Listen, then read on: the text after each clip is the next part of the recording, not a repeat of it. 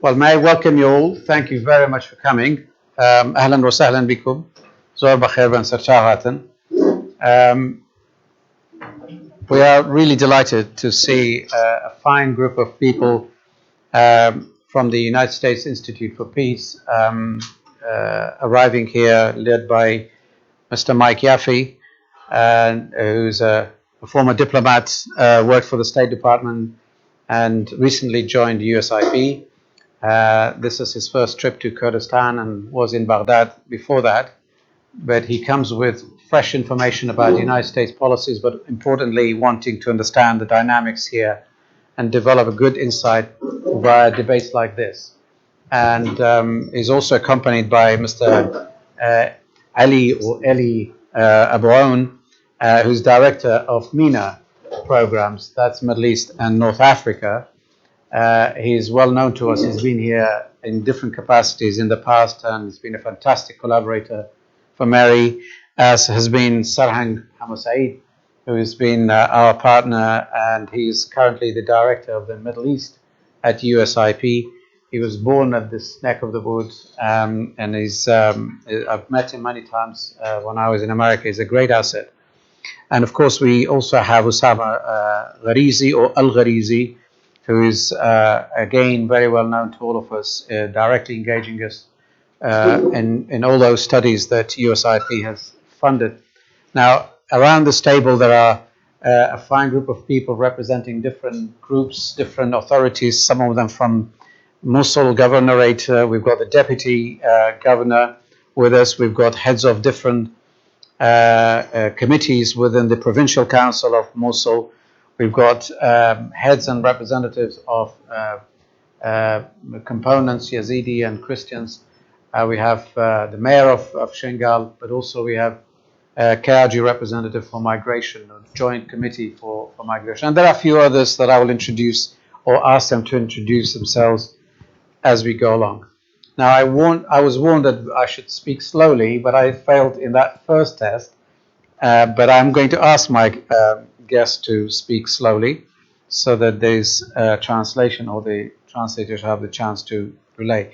What we are going to talk about, there are plenty to talk about, but we will focus on really Nineveh post-ISIS, Nineveh's recovery in terms of reconstruction, reconciliation, and bringing these communities together, its governance system. This is all for the benefit of all the stakeholders, national and international, who are interested in supporting that process. Now, before that, we have the first session, which will be live streamed, and I would like to invite two people here, and that is Mr. Mike Yaffe, the Vice President of USIP, and Osama Gharizi, to tell us about their points of view.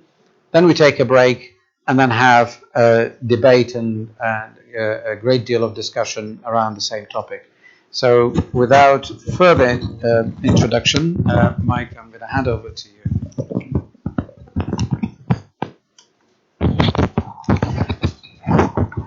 Well, thank you. Thank you for that kind introduction.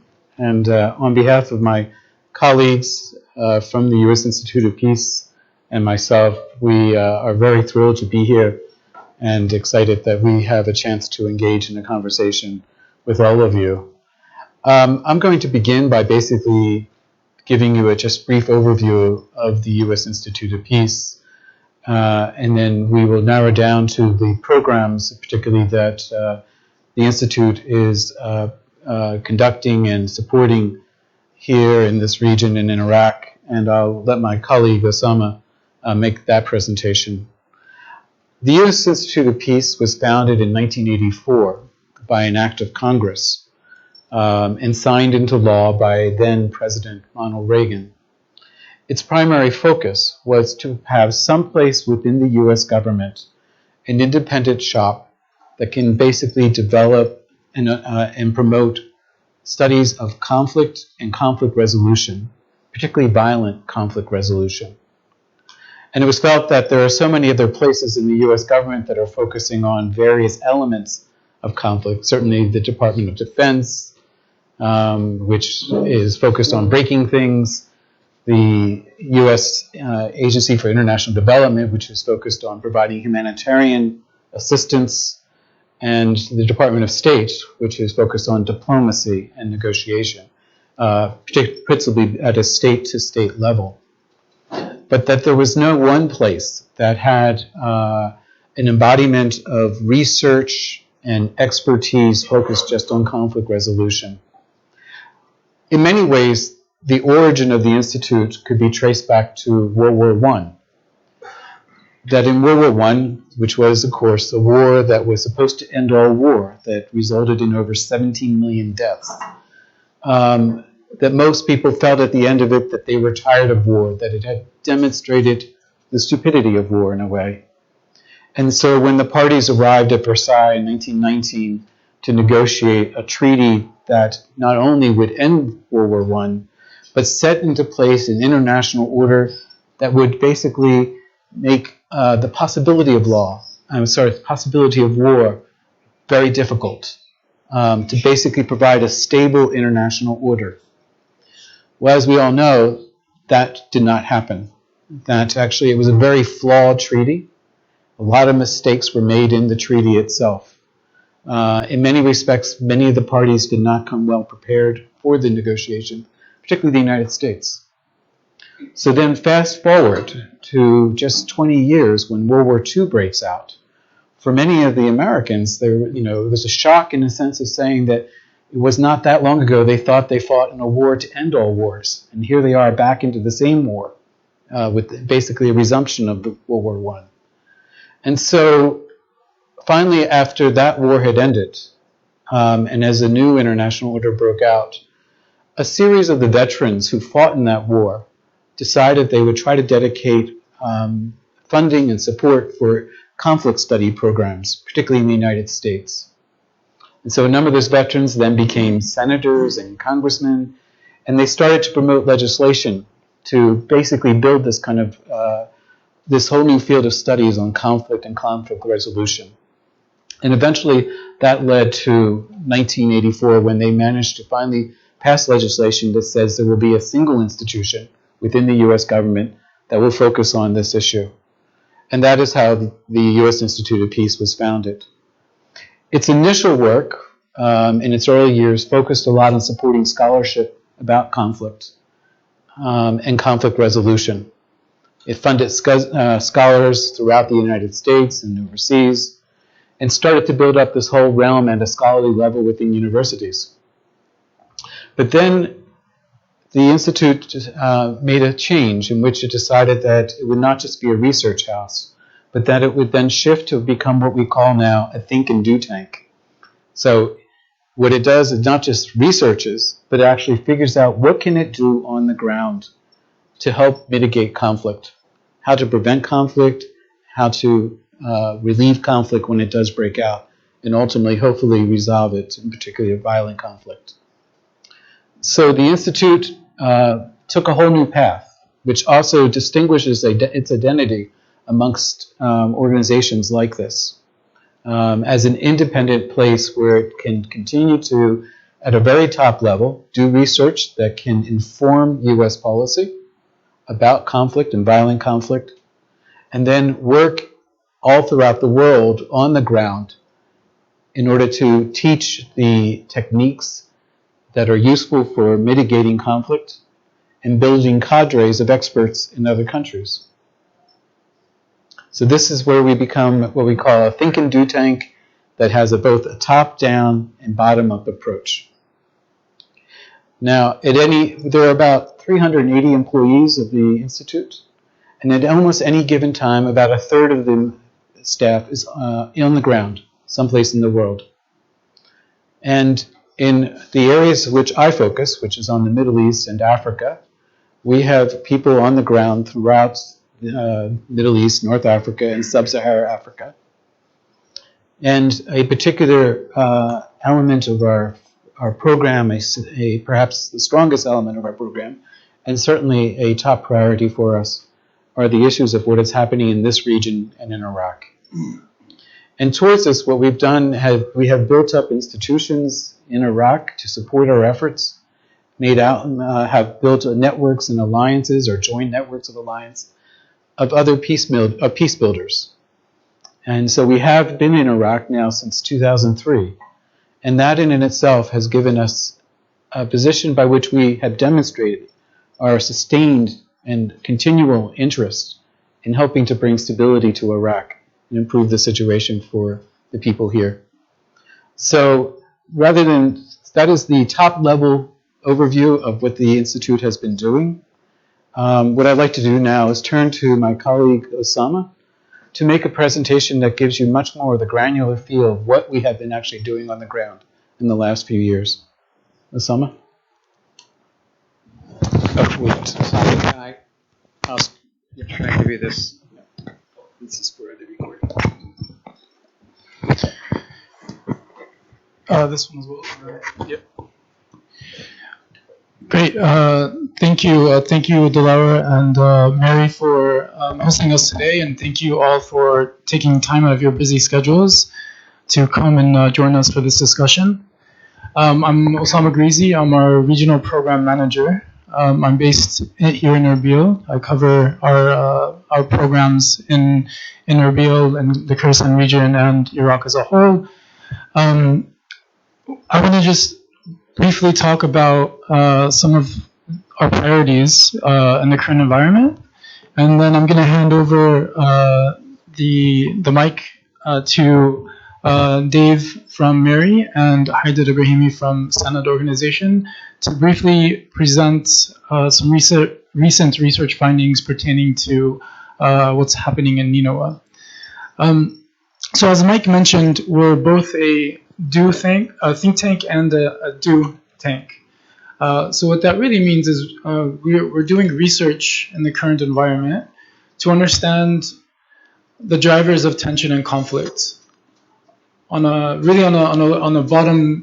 grassroots level. And so we partnered with MERI recently to conduct a study on the perceptions of reconciliation amongst minority groups in Nineveh. This is complemented by other research studies that we do, assessments that we do. The point, again, is to figure out and try to understand what is driving tension and conflict, and then taking that information and translating it into programs that can hopefully address those drivers of conflict. So what do these programs look like? We at the Institute have what we call a inclusive dialogue model.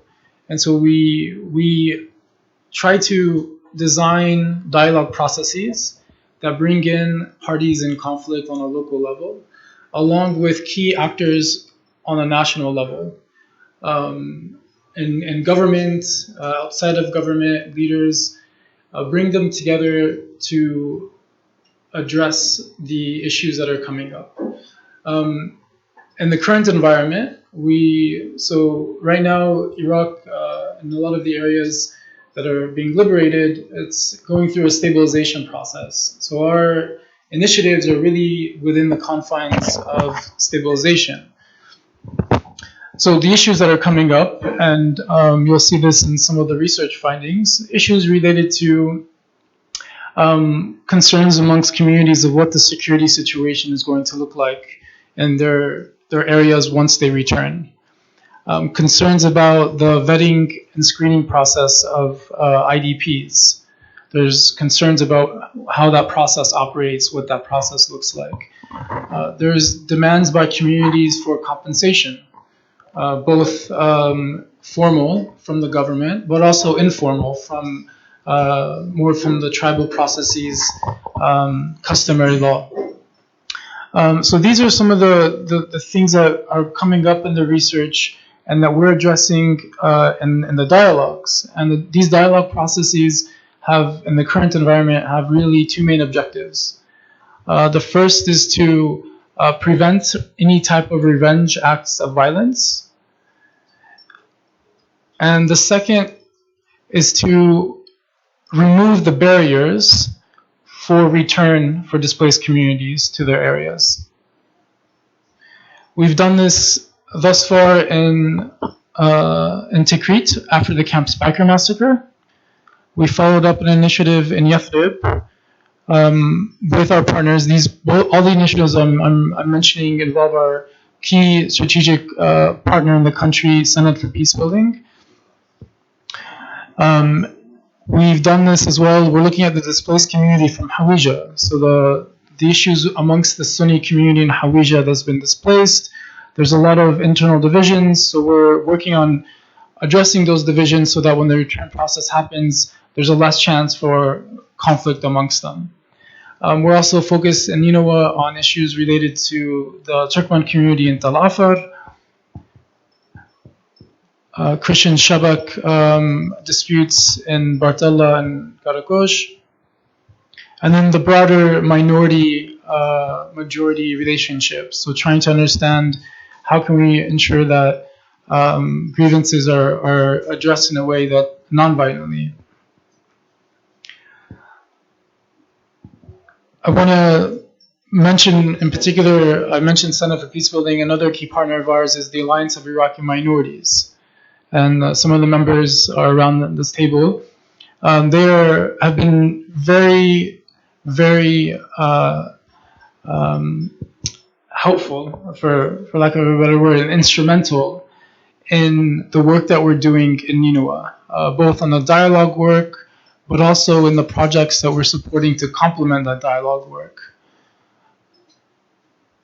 And so we're continuing to move forward. And what we'd like to do after the presentations is open it up for discussion to get a better idea of some of the challenges in Nineveh on a community level.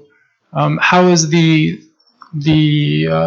dynamics on a national level and a regional level impacting what's happening on a local level? And where do you really feel points of USIP as an institute and its partners can be helpful in addressing some of the challenges? So I'm going to turn it over now to Dave and Haidar for a quick presentation. Thank you.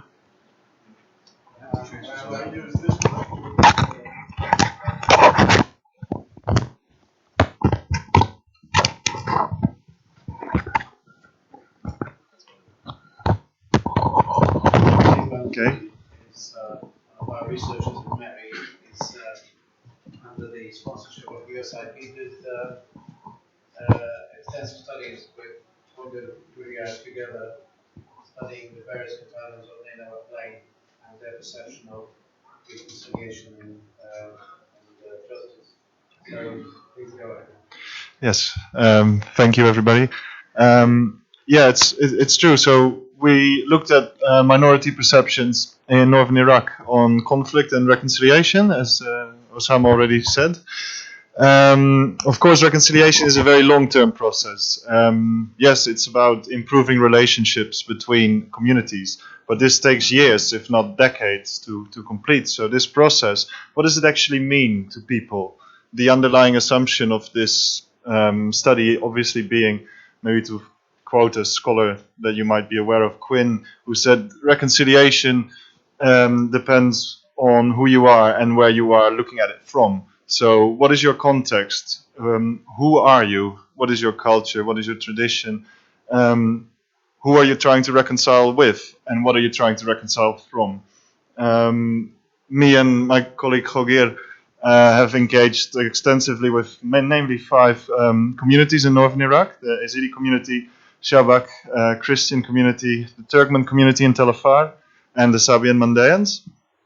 We went, so to say, door to door to speak with the religious leaders, tribal leaders, political leaders, activists, academics, and then we went down to the community level to also do focus groups with ordinary community members and see if there's a difference between those views and the views that their leadership might have. Let's see if this works. Okay. So as we have only 10 minutes, and I do want to present really some findings for you, so I will maybe zoom in on a particular pertinent topic that arose during these interviews. As you can imagine, the issue of justice was one that repeatedly came up, was extensively spoken about. We try to, through indirect questioning, ask people how they saw the future. What does it take to rebuild relationships, to rebuild trust? And then when the topic would come up, what does justice mean to you? What does it mean? And perhaps for the people on the table who are familiar with the debate, we've had experiences of mass atrocities and mass violence for many times in the collective memory of humankind, and we know that there's different approaches to justice after such atrocities. So in essence, there's a big debate about whether we should have a retributive approach or a restorative approach. Retribution centering around punishment through criminal trials, imposing accountability on those who have committed the crimes. And restorative justice actually advocates trying to highlight the limitations of that approach. So I want to maybe definitely say that these two approaches are not necessarily mutually exclusive in any way, that they can complement each other. But essentially, what criminal trials do and what they can't do is highlighted more and more by scholars on conflict resolution and reconciliation. And one of the things that that advocates of restorative justice argue is that criminal trials tend to sideline victims. They tend to disempower victims in the sense that they place the perpetrator at the center of attention and the actions that the perpetrator did, not necessarily the victim and the harm that is done to them. So in that sense, criminal trials tend to recast a crime as a violation of a law, as a dispute that exists between the perpetrator and the state, rather than seeing crime as a violation of people and their relationships. Do I need to speak in the microphone more? Okay, too quick. Okay, I will speak slower. So restorative justice argues that we should maybe try and to empower victims, to give them an active role in the reconciliation process, in the transitional justice process, where you give them a forum where they can share their narrative and their experience and the harm that was done to them in an attempt to restore the harm that is done to them through restorations or by simply having their harm, their pain acknowledged by other parties. So what we wanted to find out in our study was one of the things that we looked at is how do the victims perceive justice? When they speak about justice, in what terms do they speak about justice? And we quickly found out that actually we needed to add a deeper layer to the issue of justice. That is, that for a lot of these minority communities, there existed a deep perception that a system as it is currently in place in Iraq is inevitably stacked against them. That is, in order to pursue justice after the crimes committed by Daesh, we need to address much deeper-seated issues, such as feelings of discrimination and intolerance, but also participation, citizenship, these things. Now, if we look at those bigger issues, which frequently came up in interviews, which were frequently mentioned to us by people as being very important, then we can see that maybe retributive mechanisms such as criminal trials and a forum to share narratives such as a truth commission or a national archive, as is currently being debated in the context of Iraq, then we can see that merely scratches the surface of what justice means to a lot of the people. Now, we've got, I will present shortly some data from the interviews. As you can see, for this particular concept of justice, we can use about 64 interviews from different communities. We do see that the majority, namely 66% of the interviews does talk about justice in retributive terms, in terms of punishment, in terms of accountability. We need criminal trials. So that does show that one of our primary response to these kind of crimes is seen as very important. But we can also clearly see that all forms of justice are seen as important. Restorative mechanisms, the need to acknowledge, the need to find the truth about what happened and why, And also social justice issues was mentioned by 53% of those interviewees. So what's important maybe to quickly highlight is the difference between religious minorities and ethnic minorities, which is quite obvious when we look at the percentages. Especially when it comes to social justice issues, it is the religious minorities that namely mention these as being problematic, as something that they would like to see addressed. So there's a big difference there. But because criminal trials were seen as the most important one, we then also asked, like, why is this so important? Why is the punishment of these potential criminals important? And you can see that a number of reasons was given, and they correspond quite nicely with the literature as well. One that was mentioned was deterrence is important, so that we know it will not happen again. We need to individualize the guilt. So that we know that who did what. There's no the perception of collective guilt towards other communities. Preventing revenge acts. These were all seen as good reasons to have criminal trials and why that is important. We then also asked the question, do you actually trust the local judiciary institutions in Iraq to execute this form of justice? And then we can see that the majority of interviewees actually did not trust the local institutions on itself. And frequently they would argue for at least some level of international involvement, either in the form of some form of oversight or technical assistance.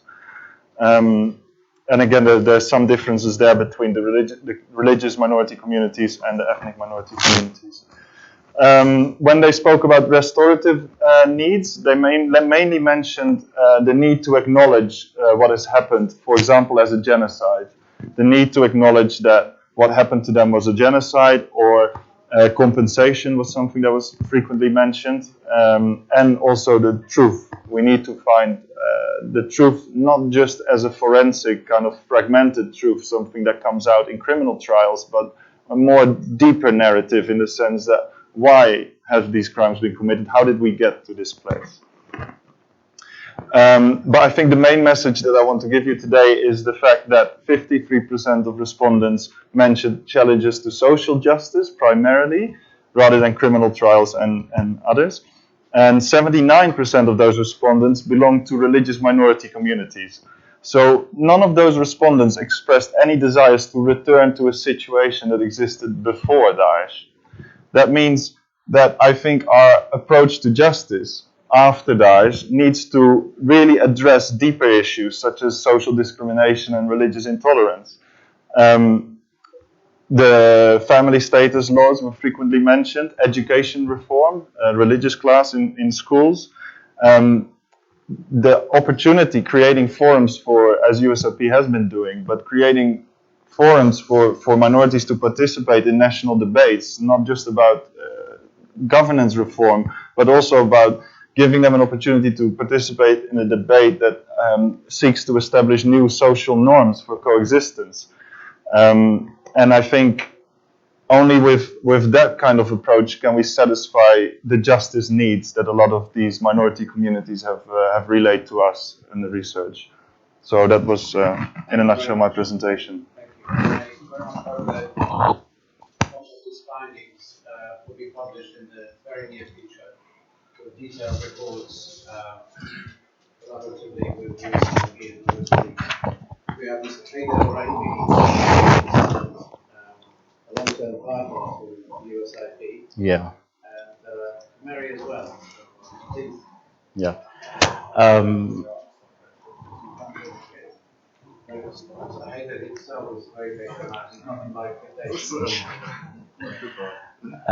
السلام عليكم جميعا. شكرا استاذ دلاور ولمؤسسة ميري على هاي الدعوة. اكيد مهم جدا تواجدنا في يعني هكذا لقاءات. ليس بالضرورة تخرج بنتائج وقد تنتهي بأسئلة أكثر من إجابات، ولكن بطبيعة الحال نعتقد بأنه إثارة هاي الأسئلة، تبادل الأفكار هو شيء مهم. بالبداية سند بصورة يعني موجزة، هي منظمة محلية تأسست في عام 2013 بدعم من معهد الولايات المتحدة للسلام بهدف تقديم الدعم التقني والإداري لمنظمات المجتمع المدني وشبكات منظمات المجتمع المدني العاملة في مجال بناء السلام لتعزيز ثقافة الحوار واللا عنف. من عام 2013 ولهذا اليوم سند عملت في مناطق مختلفة، منها صلاح الدين، منها أنبار، كركوك، نينوى، بالإضافة إلى مناطق أخرى، بتركيز على مادة المصالحة وعلى المستوى المحلي، لا تعمل سند على المستوى الوطني. حتى يكون العمل مثمر أسست علاقة استراتيجية منظمة سند، بالإضافة إلى علاقتها الاستراتيجية مع معهد السلام، علاقة مع لجنة المصالحة الوطنية في مكتب رئيس الوزراء، بالإضافة إلى لجنة الأوقاف والشؤون الدينية البرلمانية، وتسعى سند لتعميق هذه الشراكات. والسبب أنه نذكر هاي المعلومات لحضراتكم لأن العمل في مجال إدارة النزاعات، احتواء النزاعات والمصالحات، لا يكفي فقط لمنظمة على مستوى محلي أن تكون قادرة على حل واحتواء أزمات من غير شراكة مع المؤسسة الرسمية والمؤسسة التشريعية والمؤسسة الداعمة بطبيعة الحال هي المؤسسة الدولية. ما عملنا فيه في نينوى بدعم مشترك تقني من معهد السلام وبدعم مالي من الحكومة الكندية، عملنا على خطين. الأول مع القيادات والنخب المجتمعية في محافظة نينوى للعمل قبل بدء عمليات التحرير على تأسيس مبادئ التعايش السلمي، كذلك الآليات التي تساهم في تحقيق هذه المبادئ. والخط الآخر كان عملية تقييمية عن طريق الحوارات المباشرة مع المكون الأيزيدي في نينوى لتحديد معوقات العودة، كيف سيكون التعامل مع المتطلبات بعد تحرير المناطق وبعد تحرير. بفضل الجهود والتفاني من النخب المجتمعية ومن الأطراف المحلية من محافظة نينوى، ابتداء بالسيد المحافظ وانتهاء بشرائح مختلفة بالإضافة إلى الحكومة المركزية، استطاعوا النخب أن يتفقون على مجموعة من هذه المبادئ والآليات أعلنوها. وهنا نحب أن نكون واضحين وشفافين لأن القضية جدا مهمة. لا تدعي سند بأنه بمجرد إعلان مجموعة من المبادئ وآليات هذا سوف يؤدي إلى تحقيق تعايش سلمي في نينوى. الأمر محتاج إلى جهود مشتركة وإلى استمرارية. تحتاج وتعمل الآن يعني منظمة سند مع الداعمين على تحويل هذه المبادئ إلى خطوات عمل وإلى تطبيق. وبناء على ما تفضل به الزميل ديف، متفقون عملية المصالحة عملية طويلة معقدة تحتاج إلى وقت وإلى خطوات بطيئة وحكيمة. من الجيد أنه هذا الاتفاق موجود سواء على مستوى الحكومة المحلية أو المنظمة المحلية اللي تعمل والداعمين. الفهم المشترك لهذا المحتوى التقني هذا من العلامات الجيدة. بالنهاية المواطن لا يزال يتظلم ولا يزال يعبر عن مجموعة من المعطيات التي هي يعني أدت إلى أن يؤول الحال إلى ما آل عليه. نينوى جغرافيا مهمة، جغرافيا معقدة، ليس فقط لوجود مجموعة من المكونات فيها وليس لمجرد أن توجد فراغات على مستوى الاتفاق السياسي، على مستوى الاتفاق الاستراتيجي، وحتى على مستوى المحتوى الدستوري.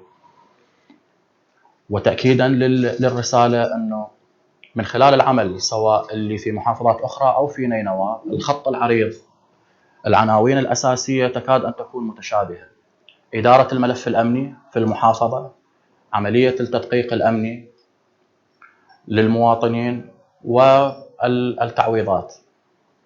بالتأكيد تختلف تفاصيل ومعطيات هذه العناوين الثلاثة من منطقة إلى أخرى، ليس فقط من محافظة إلى أخرى. وصولا لمعالجة أو لوضع حلول مناسبة لهذه العناوين، الموضوع راح يمر في مستويات قد تكون أكثر تعقيدا: بناء ثقة، معالجة إحساس أو انطباع المواطن بالتهميش أو الإقصاء أو عدم التوازن في الحصول على فرص عمل أو المشاركة في القرار السياسي أو في صناعة السياسات على المستوى المحلي. مخاوف المواطن من إمكانية المؤسسة الأمنية من توفير الحماية لهم واحد من المهام المعقدة اللي راح نمر بها خلال هذا الطريق. ليس فقط الآلية الإجرائية المطبقة عن طريق المؤسسات الأمنية التي تقوم في إدارة ملف عودة النازحين والتدقيق الأمني، وإنما عملية التحرير بحد ذاتها هي تحدد مستوى تعقيد كيف ستكون عملية العودة، وهذا ما يثير مخاوف المواطنين. مستوى التنافس اللي وصلت للمجتمعات المحلية في صناعة القرار الأمني، وتحديدا التنافس بين المؤسسة العشائرية والقيادة العشائرية والقيادة الأمنية. نرى في محلات مختلفة أنه توجد قوائم للمطلوبين للقيادات العشائرية. بعض القيادات العشائرية ليست بالضرورة تتفق أو تتشابه مع قواعد البيانات أو معطيات المؤسسة الأمنية. هل يوجد حل لهذه الفراغات أو لهذه المشاكل؟ هل بدأت عملية الحل أم لا؟ دائما المواطن محتاج إلى أن يعرف هل بدأ الحل أو لا، وكيف سيكون الحل. بالنتيجة من هذه المقدمات اللي نعبر عنه أنه محتاجين إلى مايند سيت مختلف عندما نتعامل مع نينوى. ومن الضروري معالجة الفراغات والمشاكل اللي تم تحديدها في العمل في محافظات أخرى، لأن لا يوجد مبرر ولا يوجد مسوغ تكرار نفس المشاكل في مكان آخر. ضرورة الاتفاق على كيفية الإدارة الأمنية للمناطق هو أمر عاجل بالنسبة للمواطن. هذه الحاجة الآنية للمواطن. آلية التدقيق الأمني وكيفية إشراك المجتمع في أن يكون داعم للمؤسسة الأمنية وليس منافس، هذه آلية تحتاج إلى أن يعمل عليها. بالإضافة إلى تغيير طريقة الفهم أو المايند سيت فيما يخص عملية التعويضات. هو ليس فقط الإمكانية في توفير الأموال، وإنما في الآلية. حتى وإن استلم المواطن مبالغ التعويضات، هو لا يزال يطالب من الحكومة والجهة الرسمية بإعادة البناء للمرافق الحيوية والأساسية. لاعبين آخرين ممكن أن يشتركوا في هذه العملية، هذا أمر أيضا من الأمور المهمة. من خلال العمل والخبرة التراكمية اللي تكونت لمنظمة سند وأكيد للاعبين الآخرين، توجد الأساسات التي تساعد في تحقيق هذه المعطيات وتجاوز هذه الفراغات. توجد مؤسسة محلية داعمة، توجد مؤسسات دولية داعمة، توجد شرائح واسعة من المجتمع لم يعد في استطاعتها تحمل أعباء أكثر، ممكن الشريحة العشائرية على سبيل المثال. سيادة القانون وأن يلعب القانون دور مهم، هذا أصبح مطلب للمواطن وليس مطلب للمؤسسة الرسمية فقط. مؤسسات مثل سند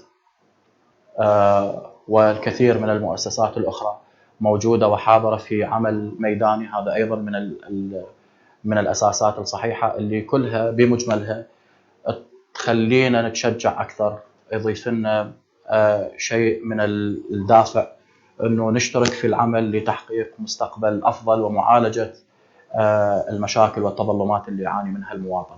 ما حدث الآن في نينوى وغير نينوى أنهك كاهل كل المؤسسات، سواء الرسمية الحكومية أو الدولية الداعمة، ولا نعتقد بأنه توجد الإمكانية لهذه المؤسسات أن تعيد الكرة في المستقبل، لأن عدم معالجة هذه الأسباب سوف يؤدي بالنتيجة إلى ظهور مجاميع أخرى متطرفة، قد تكون بشكل أو بلون أو بزي آخر. هذا اللي حبينا نقول لكم إياه، حاضرين الإجابة عن أسئلتكم. شكرا.